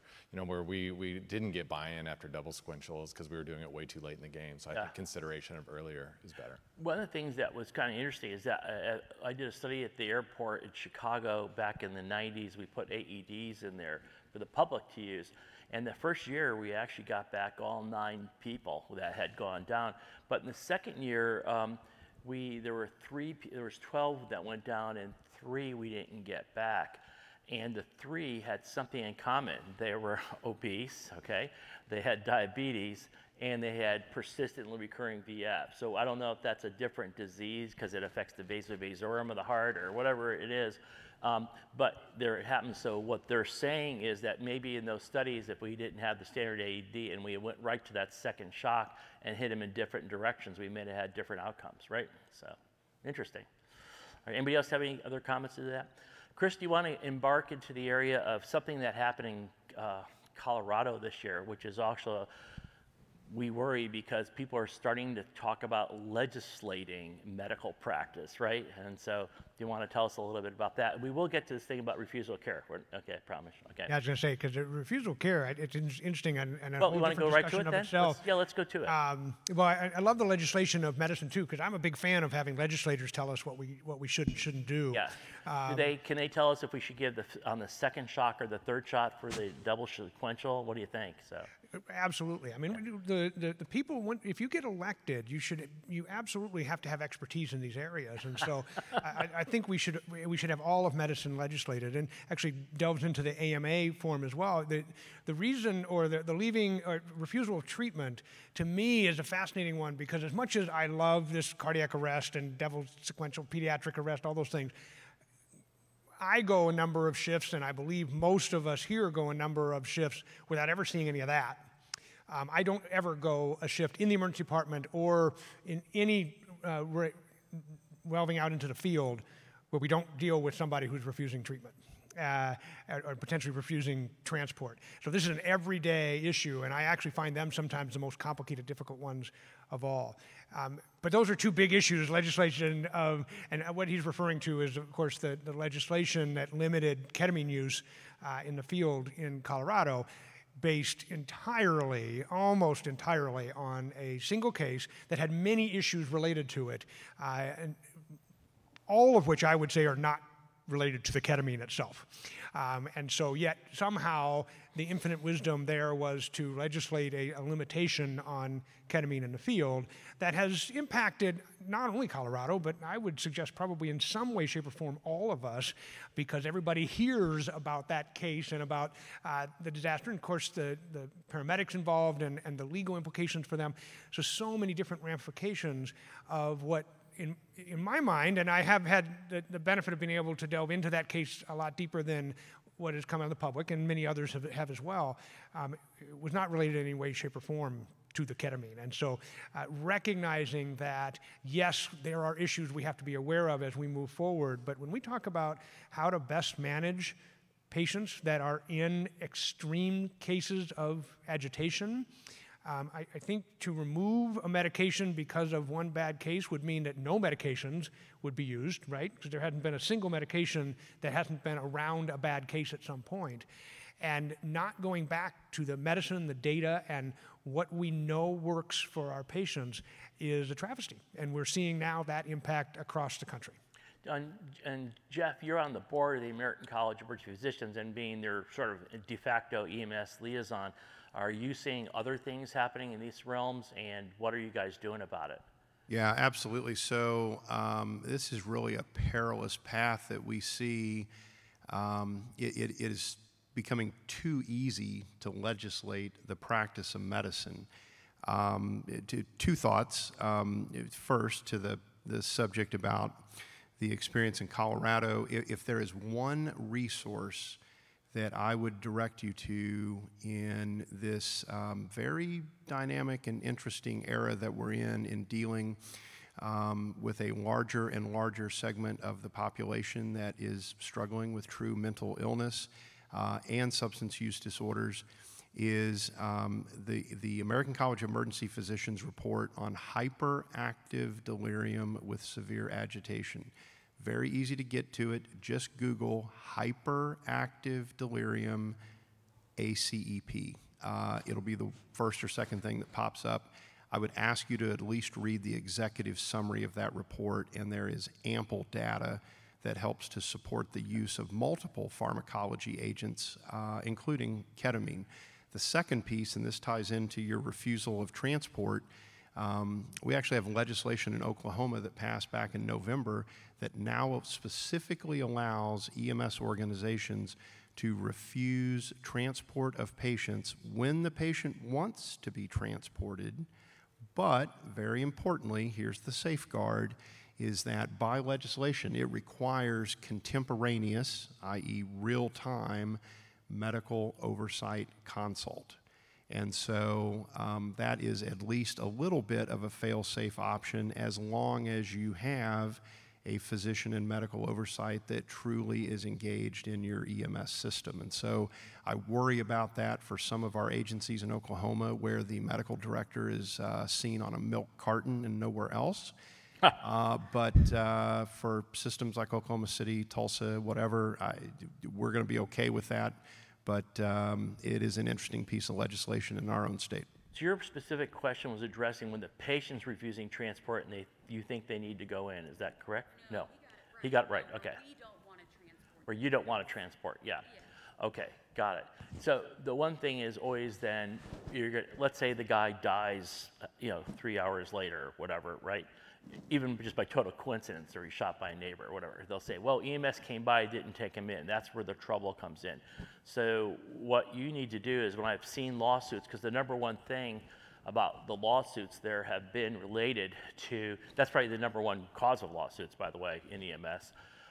But they've been related to the fact that what they would bring out, the lawyers on the other side brought out, was one, how much time were you on the scene? So if you're there for 7 minutes, they go, yeah, they're only there for 7 minutes. They obviously were not taking this, poor black man in, or elderly black, whatever, or whatever it is, that kind of, this immigrant or whatever, or this, So it'll just become a political PR, media thing, right? So part of it is that you spent time trying to convince them, and then you documented, did you talk to the family, trying to talk them into letting them get in? By the way, who's going to sue you when the person dies, right? It's going to be their family member. So did you establish rapport with them? Did you talk to them? Did you ask them to try to convince them to go in, whatever it may be? The other thing is, did you call a supervisor, right? Because under those circumstances, then they're going to want to know, did you, call the medical director, et cetera. So you've got to show that you did everything, and document, unfortunately, that you went through all these processes the best you can. In other words, you did full thing. And then the next question is, was it justified? Is it needed? Is it an unstable situation and so on? Just like we do medical triage. Dan, what would you? I'm actually going to raise a question to the group, because this is an interesting discussion during the GEMS Innovation Summit. Are there folks that are using body cams to help support that? Yeah. There was some interesting discussion going around there. Yeah. So we're using body cams on EMS. It's a new program that we just started in the last several months. We have 30 body cams, and what we've found is that we're using it for QA only, and we found that oftentimes our providers are doing what they were supposed to, and the story that the family says or that the patient says isn't reflective of reality. And so sometimes things like that can help you if you are faced with that situation. So, and then I think what's interesting about that is that it's a total different vibe about what you see on paper versus what you see on the camera. I mean, I remember going out we got called for a 93-year-old guy who he didn't really quite go out, but he was feeling a little faint, and sitting down because he was playing pickleball with his friends. And he's perfectly fine, he's okay. And the issue, if on paper someone would be skeptical, 33-year-old guy, and he had a syncopal episode, but then when this body cam comes along and you see it, and the guy's just pleasant, he's in a good mode, I just said, it's a little hot, so I'm gonna drink some water and I'll be fine, my friends will take care of me. You get a total different vibe because you're actually there seeing what's going on. Jim, you're gonna make a comment? Yeah, I wanna add something. We have really set up our environment to be an antagonistic environment. when somebody doesn't do what we want them to do or tell them to do, or what's easiest for us, which frankly amongst our organizations, we want to haul people because it's easier to do, it's less paperwork, et cetera. Some of the really innovative departments, and I'll use Alameda County, said we're not using AMAs, we're using refer and assess processes, which particularly became important during COVID as more people were scared to death to get in a medic unit. And they really focused on what we should be focusing on. If somebody doesn't want to do something that we want them to do, like go to the hospital, or they don't need to, they provide a process with a really nice educational form for the patient that says, here's the next things to do. Which include like other alternative transport things or other places to go to, correct? And we may come back to some of you to talk about that issue in a second. Yeah, go ahead. So it's important that we do that. Number two, that we try to give them the help that they need. We give them the nurse advice line, et cetera, just like we do in the emergency department. Yeah. And it becomes less of an antagonistic discussion with the patient, whether you're asking them to not go in because they have a really minor need, or they are scared to go. And so I believe a turnaround in how we talk about people, they're AMAs, and that's really the wrong approach. And the other thing is not to bring up money. Says if we bring you in, it'll cost you $900, you know, and if you take a taxi, that goes across really poorly, you know, on a lot of levels. So part of that, I think, the words we learn. So maybe it's up to us in our individual systems, medical directors and chiefs, to get together and say what is appropriate format, what's appropriate, or more appropriate, I should say, a way to approach these things, and actually say that not transporting is okay under these certain circumstances, right? And the more we develop our community paramedicine and mobile integrated healthcare programs, the more resources we build, the more patient groups we can manage, like the mental health and substance use disorder patients. And that really is good in our systems. What are some of the things you're doing, Meg? Well, I was just going to mention about the cost. You know, I think improving transparency around the cost of an ambulance ride, I think, is really important, because for some of our patients, we know it will cost $0. Okay. And for some of our patients, we know it will cost $1,400. And so finding ways to be transparent in that upfront, I think, could be really beneficial in our ability to treat the patient without them having really devastating financial consequences. So then maybe it's how we approach the thing. So for example, do you have insurance or whatever, you know, that kind of thing that might cover it, because other, you know, that's part of it. So that's a difficult area, but that means we do have to work those kinds of things out then ahead of time. I think the alternatives is key. So for example, in my system, if they're in the VA or they're active duty or they're a patient who doesn't have insurance, we'll offer to transport them maybe a couple of districts away to the county hospital where they can get free care, where they can get their prescriptions filled before they leave. That might be an alternative they might want to do. Or we can refer them to substance abuse team or hospice. Maybe they don't want to go to the hospital because they want to die at home. Great, we have a program for you, and we'll call the MIH medic to come help you get that set up. And maybe you don't need to go to the hospital after all anyway. But I'm going to tell you that refusals is what keeps me up at night, literally. Literally. Our medics have a very elegant system. They can have a double check with one of my nurses or medics, or they can call the medical director anytime they want to, any time of the night. And that's what most of those calls after midnight are, that high-risk refusals, where we have to discuss with the patient, what are your risks? What are the benefits of going to the hospital?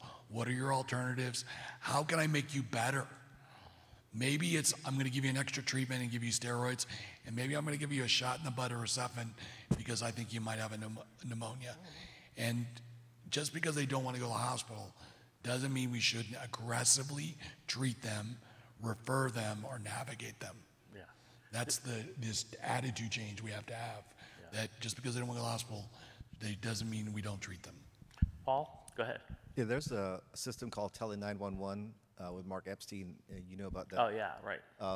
And we're looking at develop or engaging with them. And the beautiful thing about that is, with refusals, you have your paramedics take all the responsibility away.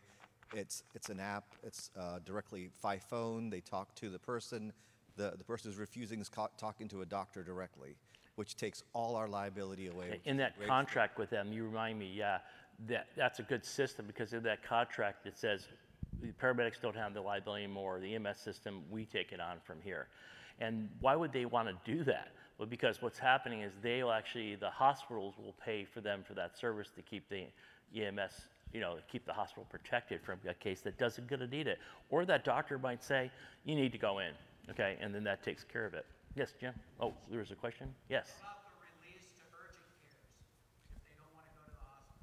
So we can't do that based on Florida law. I don't know if you can do anywhere else. But The question was, what is that, can you release someone to an urgent care center? Is that right? Or transport to an urgent, or what are you asking? Release. Okay. You want to be transported to the hospital, but they are telling you, yeah, I'll go to my urgent care. we can't transport that. So we have that discussion. I'm going to tell you. So first of all, I tell them, oh, you fell down and hit your head. You need your Laxome. Urgent care doesn't have a CT scanner, right? Most urgent cares are mid-level base, PA or NP. And a lot of times they're going to get there and they're not going to meet their criteria. Also, urgent cares require what? A wallet biopsy before you go through the desk. So you have to have insurance or have a credit card. Yeah. So that's the other things, and that's part of that risk benefit discussion you have to have about going to urgent care. We do taxi vouchers in my system, and we actually are trying to engage our alternative environments. They don't want our patients. Why? Because we have a large number of uninsured patients.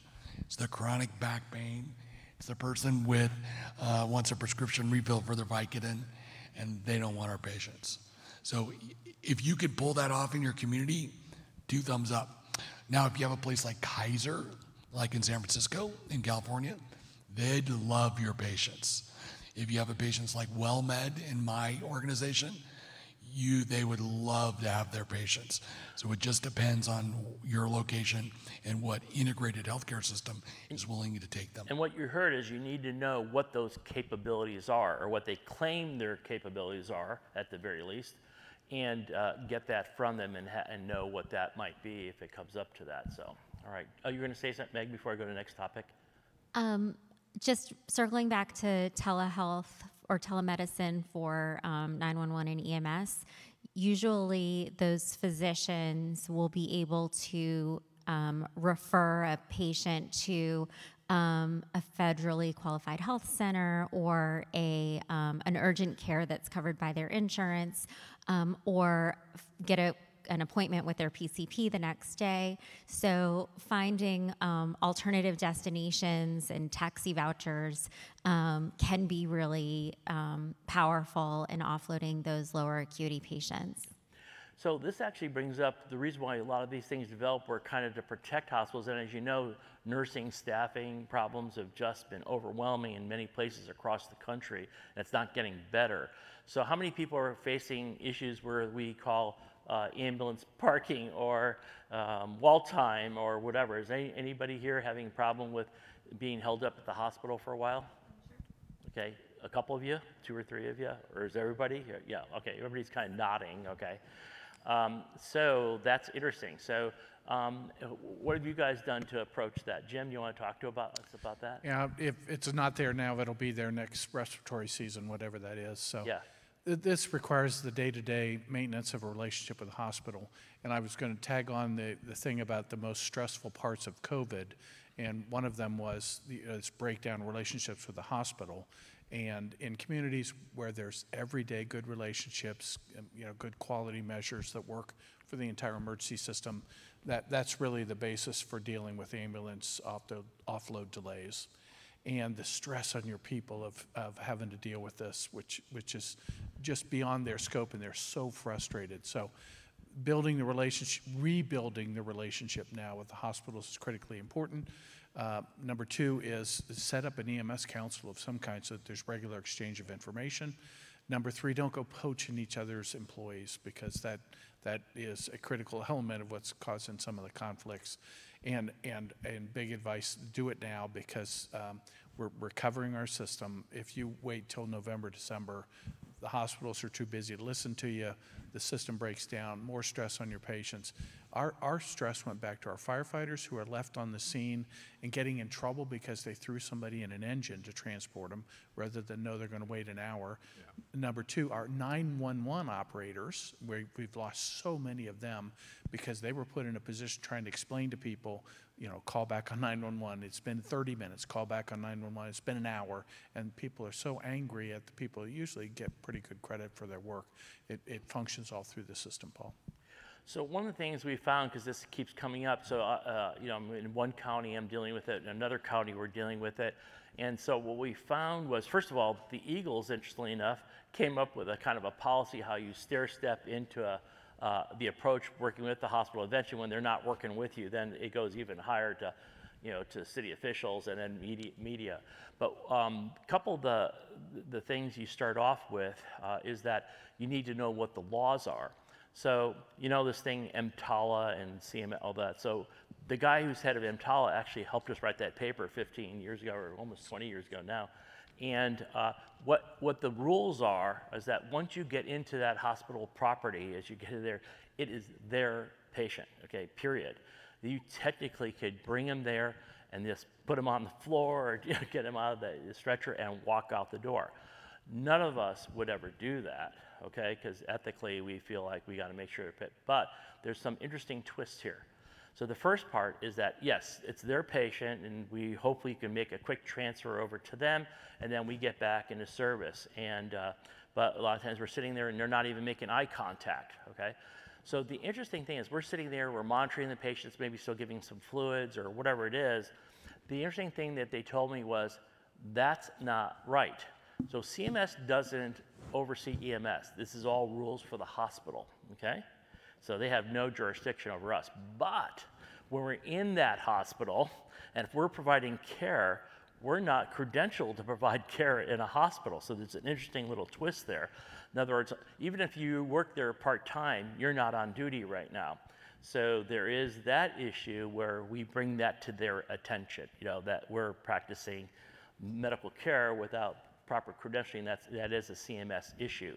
So we make sure they know all the rules coming up. A lot of times the CEOs are actually pretty good about this, but it's all happening at their middle management people that they're dealing with. And so as a result, they have no idea that these guys are making decisions to protect their people in the emergency department because they're overwhelmed and all that stuff, instead of the CEO and the COO and various other people doing something about it, whether using nurses from different floors or whatever it may be, making the adaptations there. So I just want to let you know that. So one of the things they did that I thought was very clever, Ken Shepke is the Deputy Secretary of Health for the state of Florida, but he also is the medical director for Palm Beach County. And when they started having these problems where the paramedics were there for an hour, or, you know what, he started doing public, what do you call it? What's it called? Dashboards, right? Public dashboard of what was the average time that they spent waiting at that certain hospital, you know, in a 24, and he gave a daily report. It was public, it went out there, and I'll tell you what, you saw those numbers coming way down like that. And so, because it's a public service. David, I'll have to finish with David First, years ago, when they had this problem in Houston, they even got to the point where the city attorneys were threatening to sue the hospitals for theft of services, right? So, you know, so the point is you can nicely bring up some things that are implied threats, but that can help out in those areas.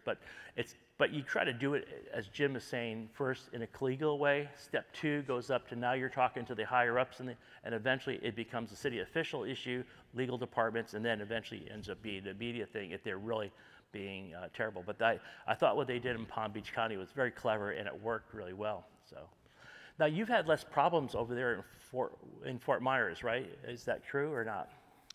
We have not. Of all the communities, Atlanta, Georgia was the worst. Yeah. And it's a continuation of bad relations between EMS and the hospitals. And part of this whole diversion thing has always played into that.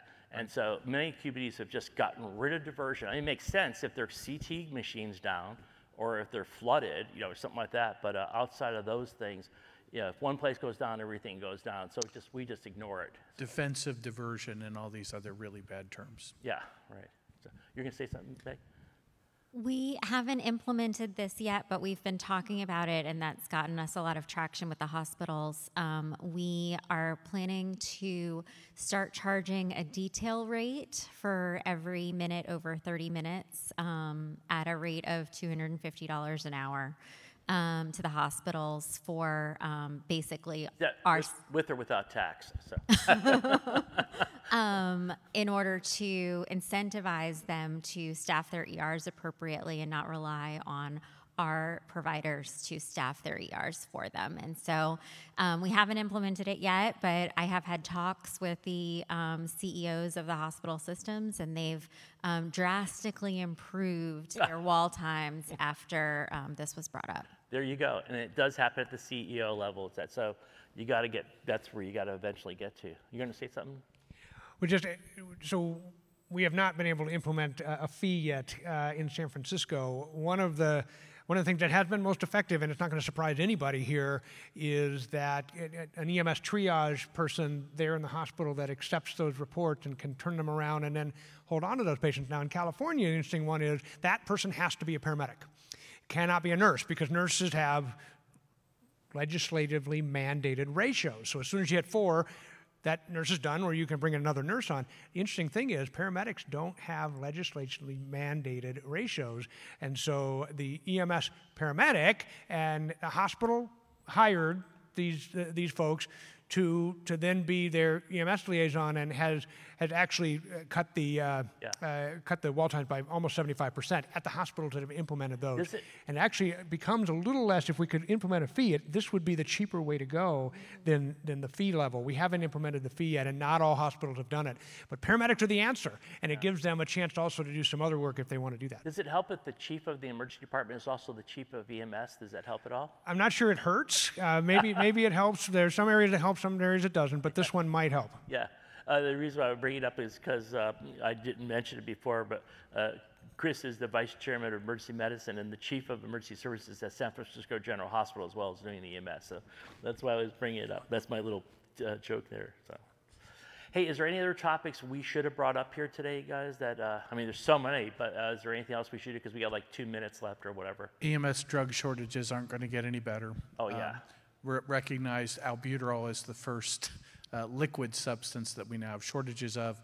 Remember this winter we went through shortages of pediatric Tylenol, ibuprofen, and amoxicillin. It can't get any more basic than that. So keep up with it, and be aware that you may be, for example, transporting patients who need albuterol treatments regularly because they can't find one of our basic needed medicines. Yeah. And so what's the solution? You're just telling us that? Yeah, I shouldn't throw up our hands. At the federal level, we're working with the FDA and then trying to work with 2 generic manufacturing companies to get our basic inexpensive substances made. Right now, the free market is not working in America. Getting our basic medical substances made. Are there things where we have to then start thinking about the alternatives? So as medical directors, we better be thinking about alternatives that we use for something that we can't get, or plan B kind of stuff. Suboptimal, but better. What if the drug's expired? Is there a problem there? Yeah, well, drugs that expire typically are not really expired. That's a manufacturer-done thing. Can't mess with a few substances like nitroglycerin and Epi and that, but many of our substances are good for a long period of time. We've worked with the FDA to see if they will allow us to do extension for basic substances like mag or calcium. It's kind of like the food where it says best buy, right? It's still not bad, but it'd still be best if you have it by July 7th, 2023, right? Correct. Okay. Many of our states are set up that absolutely refuse to hear of this, but so we do some regulatory stuff, work with your state agencies. And Paul, for another time, I'm sure, but another issue that we felt we've really dealt with in San Francisco, I suspect has been universal across everybody, but the fentanyl crisis has hit us really hard. Which crisis? Fentanyl. Okay. Particularly fentanyl. I mean, opioid crisis certainly, but fentanyl in particular has hit San Francisco hard, and what has resulted in a lot of Narcan being out there, which is great, but now we've had the additional problems of Narcan-initiated withdrawal and precipitated withdrawal, and so buprenorphine in the field is a good subject also, because I think given the new issues that we're facing, it's become even more important. Yeah, we probably should have talked about that, but we got to close up in about a minute. But we will, if you're around. By the way, all these topics, if you're interested in what you're hearing here, all these topics and about 90% more, okay, are going to be gone over at the Gathering of Eagles that we'll have in Fort Lauderdale, actually at the Hard Rock in Hollywood, Florida. We'll be doing that June 15 and 16 down there, and it's called First Care Gathering of Eagles. So if you want more of this, come on down to that meeting. I think it'll be really cool, and you'll have these people times 10, that kind of thing. It'll be really a really good group of people with a lot of perspectives. So with that, by the way, one cool thing that we do in our group is that we get together every week, as you hear, and some guy sort of just as a matter of fact said, any problems you guys got going in Philadelphia? He goes, oh, we're just waterboarding people with Narcan. I go, what? What's that about? He goes, well, it turns out they all have, it's mixed, and this is like 2 months ago, and they said they were mixing it with something called xylazine, and so that we can't wake them up, and we didn't think, so maybe the pinpoint pupils have gone away, but they're still down. So to be aware of that is kind of a key thing, and that's a big issue now. You probably already heard about it in the news because I think it's out there now. So anyways, just be aware that and tell your kids you don't know what you're getting. Yeah, that's the problem. People can die or even be addicted on the first dose. So it's been painful for us to see that, and we'll talk more about it later. Anything else on closing remarks? Thanks for leading us through this with no slides behind us, Paul. Yeah, right. Unique talent of Paul Pepe. PowerPoint here, right? So. Unique talent of Paul Pepe is to keep 2 hours moving through so quickly with no slides behind us. Yeah. Thanks. Okay. Well, thank you so much. Anyways, thank you. Hey, audience, how about thanking these guys for their time? Okay, cool. All right, so let me know if there's any constructive feedback so we can do a better job for you in the future, besides like making sure more people know about it. That's all, so that'd be good. Okay, thanks so much then.